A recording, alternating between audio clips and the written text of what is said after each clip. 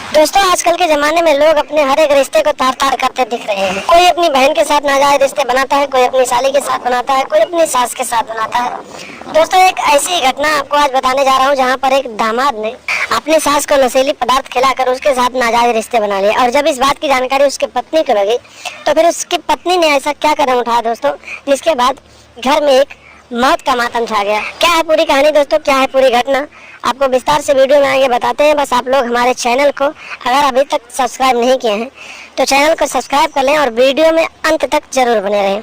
साथ में दोस्तों वीडियो को एक लाइक जरूर कर दें ताकि ये वीडियो और लोगों तक पहुंच सके और वो लोग भी अपने आप को सुरक्षित रख सकें। नमस्कार दोस्तों, स्वागत है आप सभी का हमारे एएसएन क्राइम अफेयर चैनल में। दोस्तों ये घटना उत्तर प्रदेश का एक जिला लगता है बस्ती। उस बस्ती जिले में एक थाना है गौर। उसी थाना के अंतर्गत एक छोटा सा गांव होता है जहां पर एक पवन नाम का लड़का रहता था, जिसकी अभी हाल ही में शादी हुई थी। दोस्तों उसके ससुराल में उसकी एक सास रहती थी, बाकी कोई नहीं था। तो पवन की जब शादी हुई तो वो अपनी पत्नी के साथ अपने ससुराल में ही रहने लगा। दोस्तों नई नई शादी हुई थी, अभी जवान लड़का था। तो दोस्तों वो अपनी पत्नी के साथ रोज रात को रहता था, अच्छी अच्छी बातें करता था, प्यार मोहब्बत वाली बातें करता था।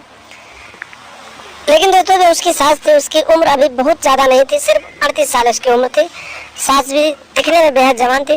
दोस्तों जब पवन का अपनी पत्नी से मन भर गया तो वो अपनी सास को देखने के बाद अपनी सास के ऊपर लट्टू हो जाता था।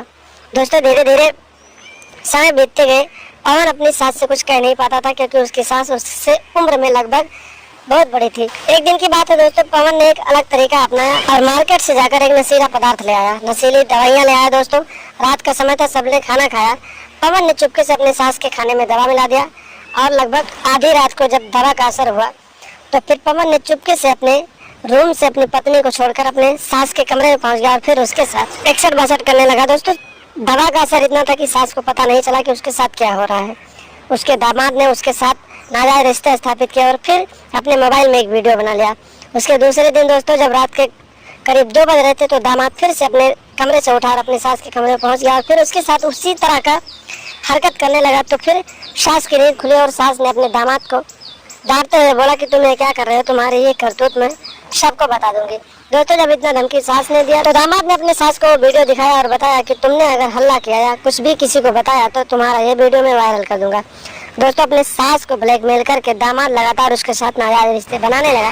लेकिन दोस्तों उसको ये नहीं पता था कि उसका इस तरह का व्यवहार जिस दिन उसकी पत्नी को पता चलेगा फिर क्या होगा। एक दिन की बात है दोस्तों, पवन अपने ब्लैकमेलिंग के दम पर अपने सास के साथ नाजायज रिश्ते स्थापित कर रहा था। तभी अचानक रात के करीब 2 बजे उसकी पत्नी की नींद खुल गई और फिर उसने अपने पति को अपनी माँ के साथ एकसर बासर करते हुए देख लिया और फिर उसने शोर मचाना शुरू कर दिया। तो जब दोस्तों उसने शोर मचाना शुरू कर दिया तो उसके पति ने दरवाजा खोला और बाहर आकर अपनी पत्नी से लड़ाई करना शुरू कर दिया।